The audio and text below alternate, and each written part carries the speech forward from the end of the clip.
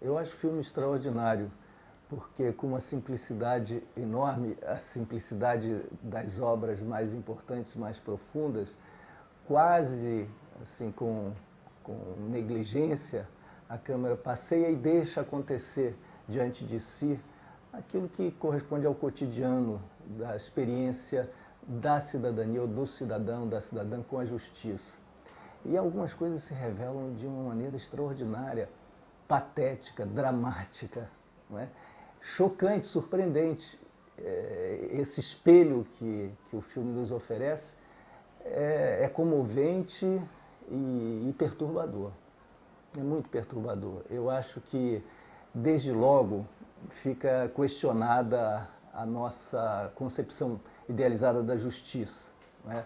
Nós aprendemos com Adorno e Horkheimer que a justiça nos distingue da barbárie, por exemplo, nazifascista. A barbárie nazifascista se caracterizava pela eficácia, a máquina das decisões que se sucediam e que funcionavam gerando resultados e se reproduzindo. Em oposição à justiça que se caracterizaria pela dúvida, pela cogitação, pela reflexão, pela hesitação, a vacilação. Essa dúvida que é uma das nossas heranças culturais mais preciosas. A dúvida que Hamlet, por exemplo, dramatiza de uma maneira muito peculiar. A dúvida é, em certo sentido, sinônimo de justiça, porque as conclusões, as sentenças, os julgamentos podem se equivocar, mas a hesitação tensa que antecede o julgamento, se ela corresponde a um esforço de busca da justiça, ela corresponde ao que de melhor nós podemos herdar da nossa civilização, naquilo em que essa civilização se associa à busca de equidade, verdade, liberdade, igualdade e aos valores que nós prezamos e que estão também contemplados nas nossas tradições religiosas. O que nós verificamos nesse filme é que falta hesitação. Eu não vi nos personagens que representam a justiça esse momento de angústia. Eu vi, por vezes, na advogada, na defensora pública, essa angústia, ansiedade, e vi até individualmente no juiz, por exemplo, essa perturbação. Mas no momento da prática ritualizada da justiça, ela parece que opera se reproduzindo numa dinâmica cotidiana que naturaliza esse processo que é abissal, que constitui um grande enigma, um mistério, um abismo para todos nós, que é a decisão sobre os destinos de um ser humano e sobre a sua liberdade, né? Então essa facilidade, essa tranquilidade, em primeiro lugar, parece negar a hesitação e transformar a justiça num processo rotinizado, absolutamente institucionalizado, desprovido daquelas características que ungiam o seu procedimento com a marca do valor que nós associamos à palavra justiça.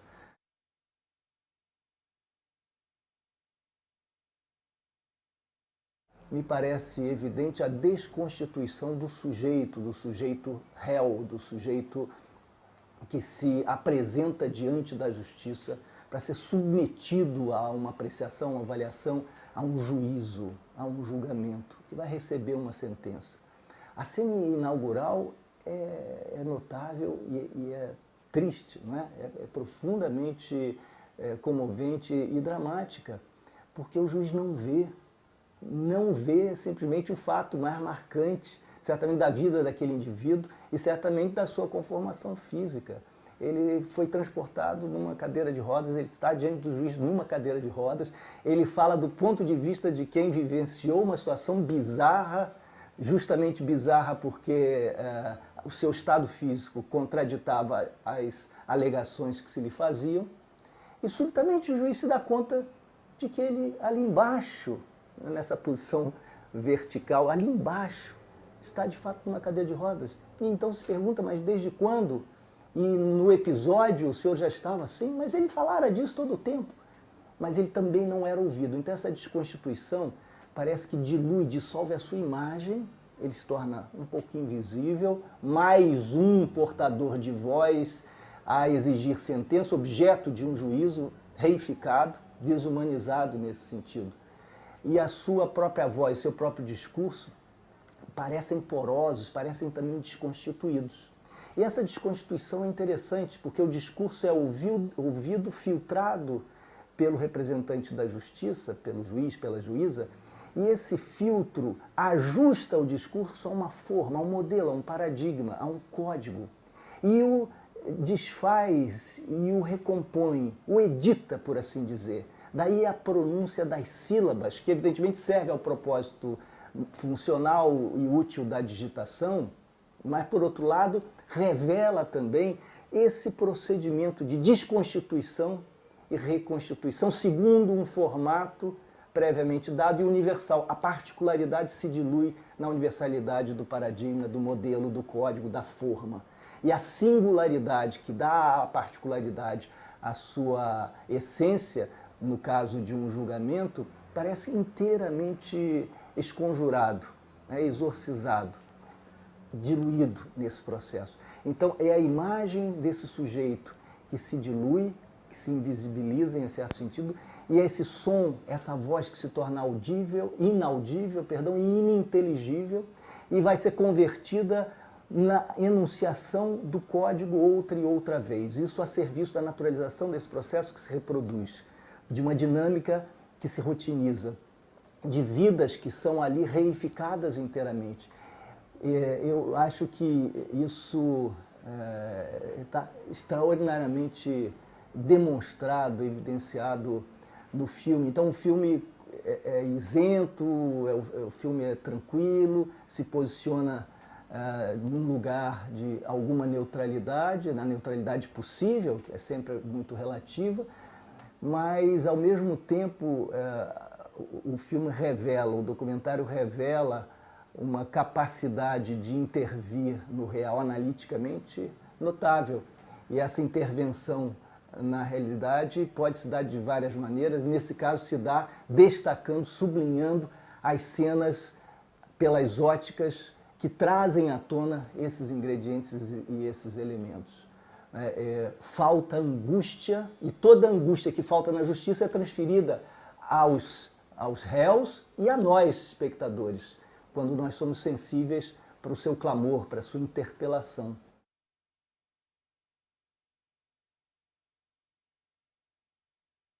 Eu acho também notável o papel da mãe, o lugar da mãe, o lugar das mulheres na justiça, a juíza, depois desembargadora, a defensora pública, a promotora, a mãe do rapaz que busca salvá-lo, a esposa que o acolhe, e essa mãe vai a um culto. Nesse culto nós verificamos que a experiência sensorial é decisiva. Ela entra num transe, né, e parece que ali processa a sua relação com o mal, com o bem, enfim, com a dimensão da justiça e da moralidade transcendentes. Mas a experiência é sobretudo sensorial. São os gritos, a música e a experiência do corpo, do transe. Imediatamente depois, a cena nos remete ao ritual da justiça, quando é entronizada, por assim dizer, na posição de desembargadora, a juíza. E há um discurso que corresponde à oração sacerdotal anterior. O novo sacerdote, o sacerdote do ritual da justiça, é um orador que destaca a retórica como o espaço no qual se elaboram simbolicamente e axiologicamente as grandes questões do bem e do mal. Ali não há experiência sensorial, mas ali há de novo os dilemas de bem e de mal, mas na dimensão discursiva. Há os uniformes, por assim dizer, as fardas rituais todas, e o discurso basta, basta, basta, não é? Que corresponde ao exorcismo anterior, não é? O basta que se dirige aos demônios, enfim, às fontes do mal. E assim nós vemos dois mundos inteiramente distintos, mas muito próximos, contíguos na nossa realidade social contemporânea.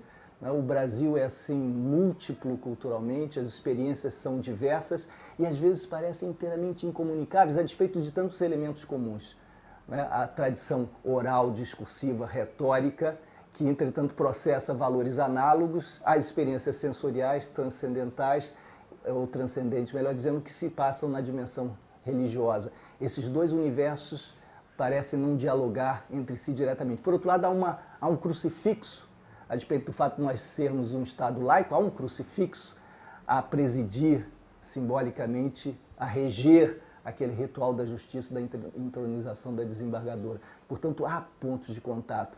Na entrada, na Polinter, muitas vezes nós verificamos ali também o sinal sagrado, né? A referência à transcendência.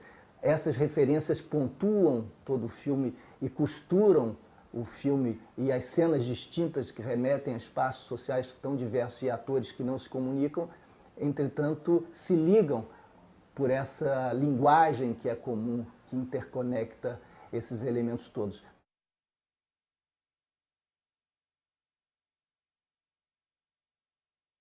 Há um abismo, de fato, entre o cotidiano e as vidas prosaicas de todos nós e as práticas do judiciário.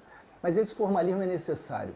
A ritualização é indispensável para que se valorize e se infunda a credibilidade, a legitimidade a todo esse processo. O problema não está na ritualização, na simbolização. É disso que vive a justiça e seu poder. Eu acho que o problema está no modo pelo qual a justiça, ao se formalizar, se destaca da vida cotidiana. Ela se destaca da vida cotidiana desumanizando a experiência prosaica de certa classe social e de certo tipo de população. Ela não se destaca da vida social em seu conjunto para exercer-se enquanto a experiência do juízo a partir da hesitação ética e inspirada nas nossas tradições axiológicas e nas orientações ditadas pelos marcos legais. Ela não faz isso como uma instância neutra. Ela recebe ou recepciona aqueles sujeitos que são filtrados pela máquina policial. Aqueles sujeitos que são filtrados pela política criminal que se justapõe à vulnerabilização social. Há aqueles sujeitos que são os restos, as sobras das nossas experiências sociais da desigualdade. Aqueles sujeitos, enfim, jovens, pobres, em geral do sexo masculino, frequentemente negros. São esses que são coletados, que são recepcionados pelo filtro da política criminal e que são conduzidos, então, às barras da justiça. O problema, então, é duplo. De um lado, a justiça se desgarra da vida cotidiana, mas isso é parte da sua própria autoconstituição, isso é indispensável. Mas ela o faz absorvendo a desigualdade da qual ela é, em certo sentido, responsável e vítima. Responsável como um agente ativo, mas da qual ela é resultante também passivamente. Ela é parte do nosso processo sócio-histórico. Então há uma dupla rejeição do cotidiano, uma que é positiva e que é indispensável para que ela se exerça como justiça, para que ela adquira o valor que deve ter e a credibilidade e legitimidade, como eu disse, que são indispensáveis, mas há um desgarrar-se da equidade na medida em que ela só se desgarra de certo cotidiano prosaico, mas não se desgarra da máquina de reprodução de desigualdades, da qual ela é também, em certo sentido, vítima. E isso eu acho que é patente. Um dado importante sobre a relação entre a justiça e o cotidiano. O que não está nos autos não está na vida, não está no mundo. A justiça só reage se provocada. Essas concepções se manifestam em vários momentos.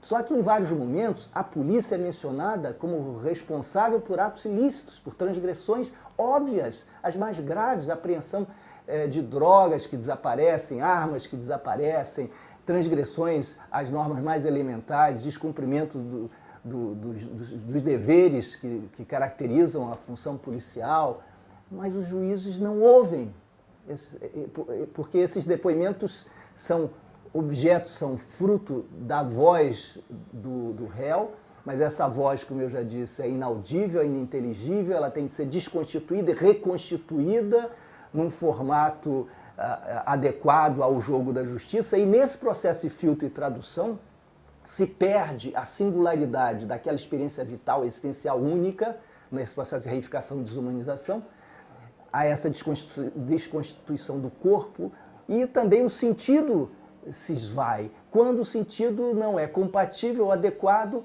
à grade, ao filtro do universo de recepção, ou da linguagem de recepção, ou do código de recepção. Então, se polícia não faz parte do código, da gramática da recepção, porque não estava nos autos, ou porque, enfim, não deve ser considerado, não é pertinente, então essa parte do discurso é simplesmente desconhecida, negligenciada, desdenhada, ela não existe, né? E isso acho que mostra a dificuldade, então, que a justiça tem de lidar com os fenômenos vividos pelos réus. O que aparece, o que emerge, é o que destes fenômenos sobra ou resta, segundo ou no contexto da filtragem operada pela transposição dos códigos da justiça, que são cegos, surdos e são mudos para dimensões fundamentais, entretanto, da realidade, como no caso o comportamento policial, que é constitutivo daquela posição de réu daquele sujeito. Portanto, é indispensável para aquele auto, sim, a despeito de não estar na forma do texto do auto.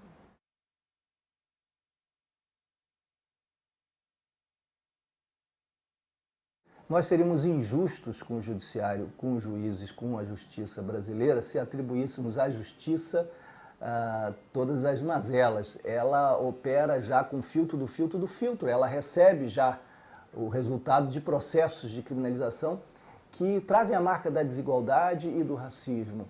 Então não podemos atribuir à justiça essa responsabilidade, mas certamente ela poderia exercer um papel crítico em relação a esse processo de criminalização e poderia agir de outra maneira, sem fingir que nada acontece, sem fingir que o que se faz ali é a justiça em relação aos pecados do mundo, aos males do mundo, aos crimes que se perpetram no mundo. Ela não está lidando com os crimes que se perpetram no mundo, mas com o filtro projetado sobre a realidade do mundo pela polícia, pela política criminal e pelas diversas formas de exclusão social que nós conhecemos.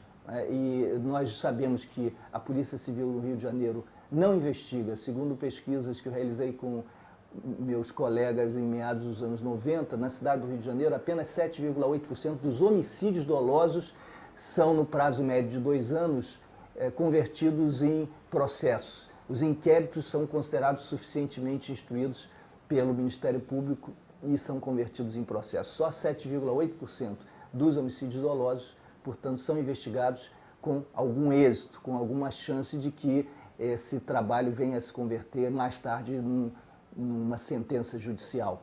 Isso significa que 92,2% dos homicídios dolosos em meados dos anos 90 na cidade do Rio de Janeiro permanecem impunes.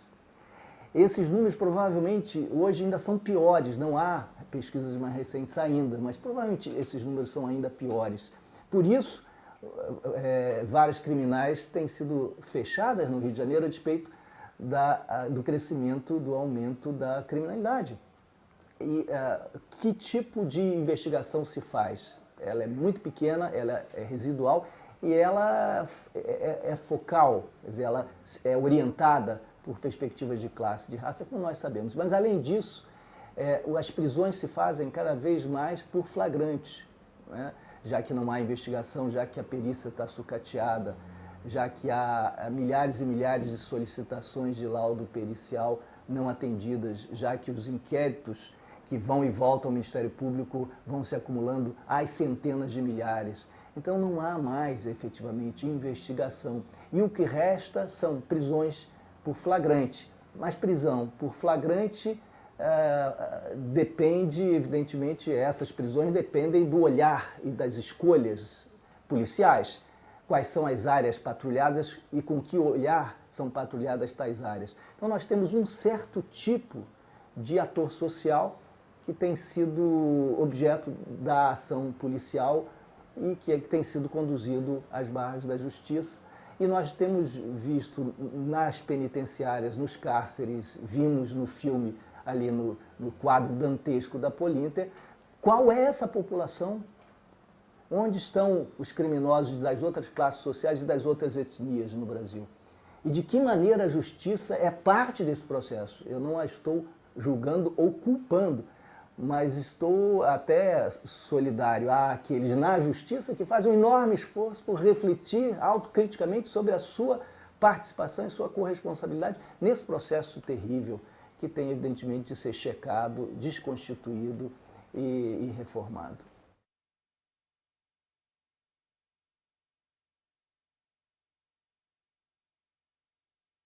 Eu acho que as perguntas pelas saídas têm de ser formuladas com muita cautela e muita humildade, ou nós nos condenamos ao imobilismo e ao ceticismo, e logo depois ao niilismo.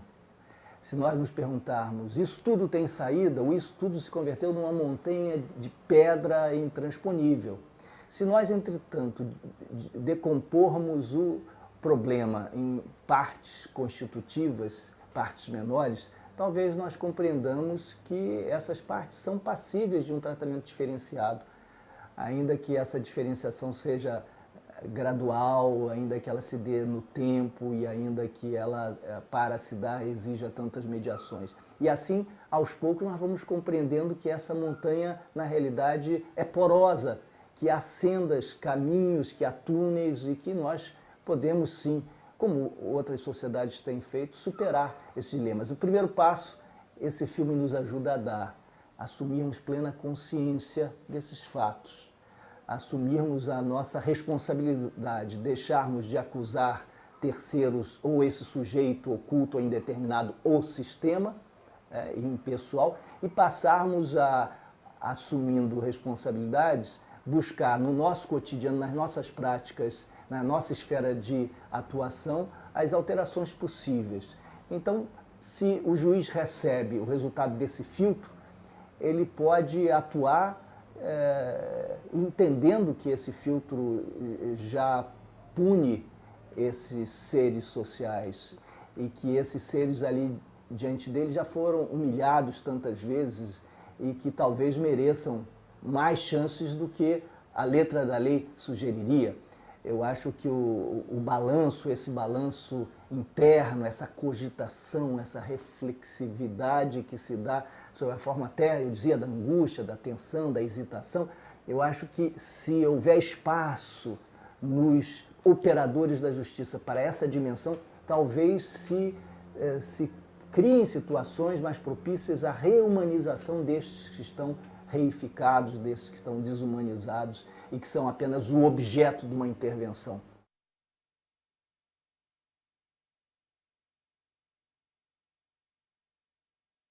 As mudanças são sempre possíveis e a mudança interior e a mudança individual é sempre possível enquanto houver vida.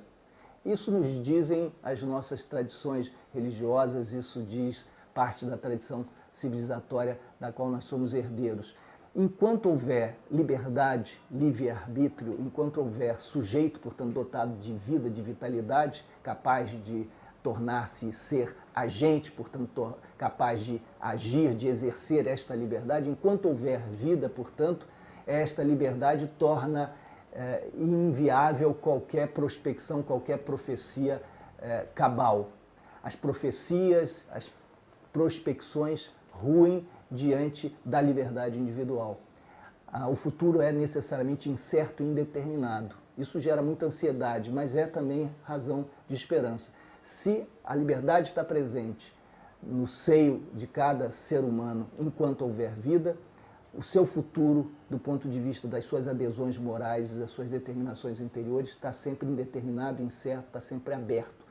Se isso é verdade, eu acho que nós temos obrigação moral em acreditar, em ter esperança. É obrigação na esperança pela esperança. Por quê? Porque a nossa prospecção, a nossa antecipação, a nossa profecia é parte da constituição desse futuro. Porque quando nós esperamos algo, nós agimos de acordo com essa expectativa. E agir de acordo com uma expectativa é parte do processo de torná-la real. Muitas vezes as profecias se autocumprem, porque nós acabamos colhendo o que plantamos. Muitas vezes colhemos o veneno que nós próprios semeamos. e muitas vezes colhemos os resultados positivos das esperanças nas quais investimos. Porque socialmente e individualmente acreditar no outro significa abrir para o outro perspectivas e possibilidades para que o outro se redefina de acordo com essa nossa generosa aposta na sua mudança. Esse novo espaço confere ao indivíduo possibilidades de se reconfigurar, novas perspectivas de interação abertas, flexíveis para essa reconfiguração. Ao invés de apostarmos, entretanto, no futuro, nas mudanças, nós tendemos a penalizar, a punir, a criminalizar. Então, o que acontece, por exemplo, nós vimos vários casos de meninos que pela primeira vez se aproximam da violência, de algum ato criminoso e transgressor. O que acontece? Nós dizemos a esse menino, você acha que você é o lixo? Porque a gente percebe que a sua autoestima está devastada, está arrasada. Você sente e acha que é o lixo? Pois você é efetivamente o lixo. E nós vamos te jogar na lixeira, naquele depósito, naquele açougue humano. Se você pensa que é o lixo, você de fato é o lixo e você vai para a lixeira. Quando o menino finalmente observa que está na lixeira e que é o lixo e começa a acreditar nisso, ele começa a agir em conformidade com essa crença.